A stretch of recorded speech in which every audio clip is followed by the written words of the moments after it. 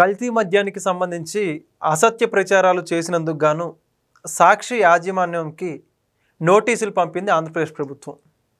ఇప్పటివరకు అనేక సార్లు ప్రభుత్వం మీద దుమ్మెత్తి పోసినప్పటికి కూడా ఇప్పటివరకు ఎటువంటి చర్యలు తీసుకోకుండా ఈసారి మాత్రం సాక్షి పేపర్ మీద సీరియస్ అయినట్టుగా అర్థమవుతోంది.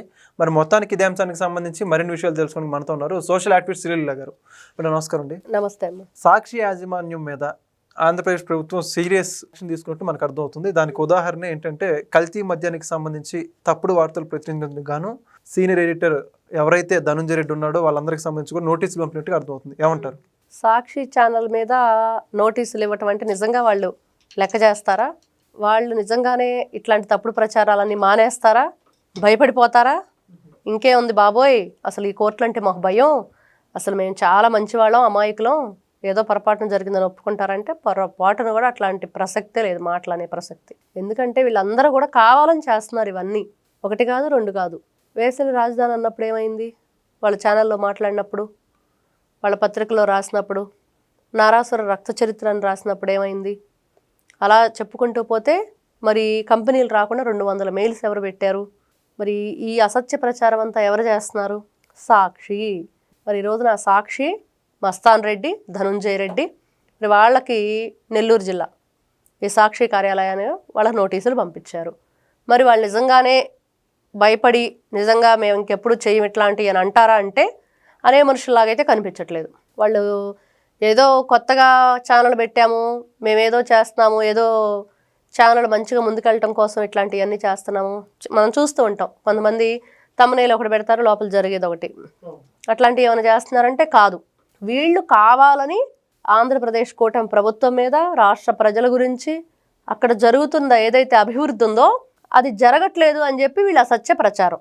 ఇలాంటి వ్యక్తులను ఏం చెయ్యాలి? ఈ నోటీసులు ఇచ్చి ఊరుకుంటే సరిపోతుందా? మరి ఆ నోటీసులకు వాళ్ళు కూడా ఏదో ఒకటి మరి తెచ్చుకుంటారు, ఏదో నోటీసులు ఇస్తారు, లేకపోతే ఒక లాయర్ని పెట్టుకుంటారు, వాళ్ళు తిరుగుతూ ఉంటారు. వీళ్ళకేం జరిగిద్ది? దానివల్ల వాళ్ళు శిక్ష అనుభవించేది ఎప్పుడు? మరి అంతే కదా. ఈ రోజున ఏదో నోటీసులు ఇచ్చామంటే ఎలా కుదిరిద్ది? కుటుంబ ప్రభుత్వం ఈ రోజున అందరూ కూడా అడుగుతున్నారు, ఎందుకు వైఎస్ఆర్సీపీ పార్టీకి సంబంధించిన నాయకులు గతంలో చాలా రకాలుగా అవినీతి చేసిన వాళ్ళని ఎందుకు వదిలేస్తున్నారు? కాకాని గోవర్ధన్ రెడ్డికి ఎందుకు బెయిల్ వచ్చింది? రోజా రజనీ వాళ్ళని ఎందుకు అరెస్ట్ చేయట్లేదు? మరి శ్యామల, ఈ లక్ష్మీపార్వతి లాంటి వాళ్ళు మాట్లాడుతుంటే ఎందుకు వాళ్ళ మీద ఈ నాయకులందరూ విరుచుకుపడట్లేదు?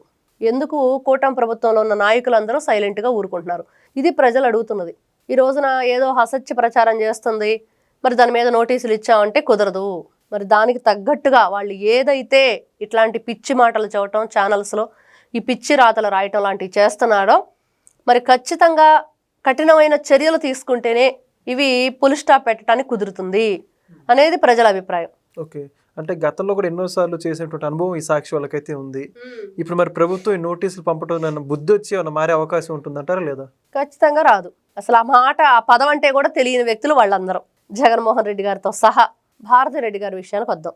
వాళ్ళ ఛానల్లో వాళ్ళకి సంబంధించిన సొంత ఇంటి ఆడపడుచు షర్మిల గారి మీద, మరి తల్లి మరి విజయలక్ష్మి గారి మీద వాళ్ళ సోషల్ మీడియా వాళ్ళే నీచమైన పోస్టులు. మరి ఏ రోజైనా ఒక మహిళగా ఆవిడ ఖండించారా? ఈ రోజున సాక్షి పత్రిక అధినేతగా పక్కన పెడితే ఆ ఇంటి కోడలుగా, ఇంటి పరువు మర్యాదలు కాపాడే వ్యక్తిగా, ఇంటి ఆడపడుచులంటే ఒకటా, ఇంటి కోడలంటే ఒకటా, ఆ ఫ్యామిలీకి అందరికీ వర్తిస్తుంది, నాకు కూడా 2 కూతుర్లు ఉన్నారని ఏ రోజైనా ఆవిడ ఆలోచించిందంటే లేదు. మరి ఇట్లాంటి వ్యక్తులు బుద్ధి తెచ్చుకుంటారని ఎలా అనుకుంటారు ప్రజలు? కాబట్టి ఈ నోటీసులన్నీ కూడా ఏదో అలా ఇచ్చేసామని చెప్పి పేరుకి చెప్పుకోవటానికి తప్పించి వాళ్ళకైతే బుద్ధి రాదు. అంటే సాక్షి ఛానల్ అనగానే ఎన్నో సందర్భాల్లో చెప్పుకున్నాం, వీళ్ళ ఛానలు, వీళ్ళ పేపరు, ప్రతి ఒక్కటి. ఆ రోజున చూస్తే ఏం చేస్తారు వాళ్ళు? ఎక్కడో జరుగుతున్న కార్యక్రమానికి బంగారుపాళ్యం అవన్నీ విజువల్స్ వేశారు, దొరికిపోయారు. తీసుకొచ్చి చిత్తూరు బంగారుపాలెం కలిపారు. మరి ఇంకా ఆ విధంగా జగన్మోహన్ రెడ్డి గారు వస్తున్నారంటే ఇంకా జనం తండోపతండాలుగా వస్తారని చెప్పి చెప్తాడు వాళ్ళ ఛానల్లో ఉండే ఈశ్వర్ అనే వ్యక్తి. ఇట్లా ఒకటి కాదు, రెండు కాదు. ఆయన ఉన్నారు కొమ్మినేని శ్రీనివాస్ గారు. ఇంకా ఆయన మాట్లాడే మాటలకి అదుపేం ఉండదు. పక్కన ఆయన్ని కూర్చోబెట్టుకుని కృష్ణరాజు గారిని ఎంత నీచంగా మాట్లాడిచ్చాడో తెలుసు. పైగా మరి ప్రజలకు మీరు సారీ చెప్పండి అంటే నాకు 80 ఏళ్ళు 70 ఏళ్ళు అరెస్ట్ చేయిస్తారా అని. వయసు పెద్దదైనప్పుడు ఇంకా మంచిగా మాట్లాడాలి, 10 మందికి మంచి చెప్పాలి. అది వదిలేసి ఇప్పుడు అరెస్ట్ చేయడానికి వచ్చేటప్పటికి వయసు గుర్తొస్తే ఎలాగా? ఇట్లాంటి కార్యక్రమాలన్నీ వీళ్ళకి వెన్నతో పెట్టిన విద్యలాగా చేస్తున్నప్పుడు మరి ఇట్లాంటి వ్యక్తులకి పుట్టుకతో వచ్చింది పుడకలతో పోతుందని పెద్దవాళ్ళు అంటారు. అంటే చచ్చేదాకా వాడు అంతేరా అని. అలాంటి పరిస్థితిలో ఉంది ఈ రోజున వైఎస్ఆర్సీపీ పార్టీ, సాక్షి ఛానల్, పేపర్. మరి ఇట్లాంటి వ్యక్తులకి ఏ విధంగా సమాధానం చెప్పాలంటే ప్రజలే చెప్పాలి. ప్రజల్లో ఇంకా మార్పు రావాలి. వాళ్ళలో చైతన్యం తెచ్చే విధంగా ప్రభుత్వం పనిచేయాలి.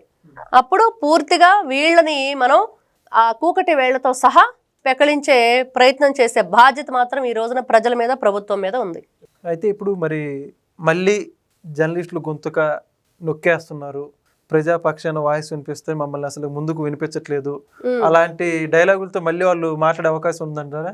అదే మాట్లాడతారు. వీళ్ళు గొంతు నొక్కేవాళ్ళ, వినిపించేవాళ్ళ అంటే నొక్కేసేవాళ్ళు అనేది అర్థమైంది. 11 పరిమితం చేసి పక్కన పెట్టారు. మరి ఆ ఛానలు, ఆ పేపరు మరి దాని రేటింగ్ పెంచుకోవడానికి వాళ్ళు అధికారంలో ఉన్నప్పుడు ఏం చేశారో చూసాము. ఈ రోజుకి కూడా ఏం చేస్తున్నారో చూస్తున్నాము. ఎక్కడైనా సరే ఇదిగో రాష్ట్రంలో ఈ ప్రభుత్వం వచ్చిన తర్వాత ఈ మంచి జరిగిందని ఒకటైనా వాళ్ళు చెప్పారా? ఎక్కడా కూడా వాళ్ళ తగ్గట్టుగా, వాళ్ళ ఆలోచనలకు తగ్గట్టుగా వాళ్ళు ఏం చేయాలనుకుంటున్నారు అదే దాంట్లో కనిపిస్తుంది. మనం ఎన్నో సందర్భాల్లో చెప్పుకున్నాం. జగన్మోహన్ రెడ్డి గారి చేతిలో, శకుని చేతిలో పాచికల్లాగా ఈ రోజున సాక్షి ఛానల్, పేపర్ పనిచేస్తుంది. ఆయన ఏది తలుచుకుంటే అది రాస్తారు, ఆయన ఏది మాట్లాడమంటే అది మాట్లాడతారు. మనం చూసాం, ఆయన ఏదో నరసీపట్నం ప్రోగ్రాం పెడితే అసలు జనమే జనం, జనమే జనం జగన్ కోసమని. ఎవరు వస్తారు అక్కడ చూస్తే? నిజంగా విజువల్స్ చూస్తే ఎవ్వరు లేరు. వాళ్ళు చెప్పుకోవాల్సిందే. ఆ కుంటివాడు, గుడ్డివాడు వస్తున్నాడు. గుడ్డివాడికి ఎలా తెలుస్తుంది అంటే స్పర్శ అంట. ఇదేమన్నా మగధీర సినిమాలో హీరో హీరోయిన్లా స్పర్శ తెలియగానే ఏదో తెలియటానికి, అట్లాగా వీళ్ళు ఆయన దిగుతున్నాడంటే చాలా ఆయనకి వైబ్రేషన్ వచ్చిందని చెప్పి ఒక ఆవిడ చెప్తుంది వాళ్ళ ఛానల్లో. ఇంత ఏదైనా అబద్ధం ఆడినా అతికినట్లు ఉండాలి అంటారు పెద్దవాళ్ళు. ఆ అబద్ధాలను కూడా ఇంత అలవోగ్గా చెప్తున్న వీళ్ళని మరి ఏం చేయాలంటే అది ప్రజలు, ప్రభుత్వానికే వదిలేయాలి. Thank you. నమస్తే. Please subscribe to Leo News for more videos.